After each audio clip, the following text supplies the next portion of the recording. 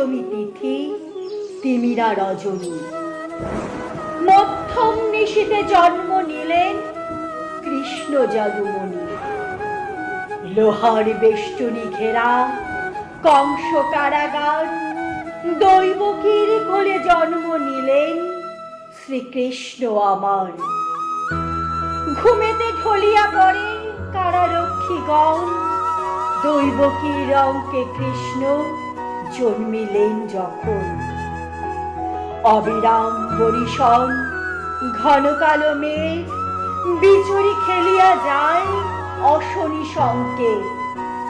গুরু গুরু গরজে আসমানে জলধর, অবিরাম শ্রাবণ ধারা অঝরে ঝরঝর। সৌদামিনী অন্তরিক্ষে খেলে আচুম্বিতে, অচির প্রভা ধাঁধায় চক্ষু পথিকে ধাঁধিতে। যখন কৃষ্ণ জন্ম নিল কংস কারাগারে, স্বর্গ হইতে দেবগণ পুষ্প বৃষ্টি করে। দৈববাণী হয়েছিল কংস নৃপতিরে, অষ্টম গর্ভজাত দৈবকীর বধিবে তাহারে। সেই হেতু কংস রাজা চিন্তিত অন্তরে, যখন কৃষ্ণ জন্ম নিল দৈবকী উদরে। পিতা বসুদেব হইয়া চিন্তায় মগন, কি করে রক্ষিবেন তিনি স্নেহের কৃষ্ণধন। শ্রীকৃষ্ণ লইয়া বসুদেব গোকুলে চলে, যমুনা উজান বয় বাড়িতে উছলে। কি করে যমুনা পার হবে বসুদেব ভাবে মনে মনে।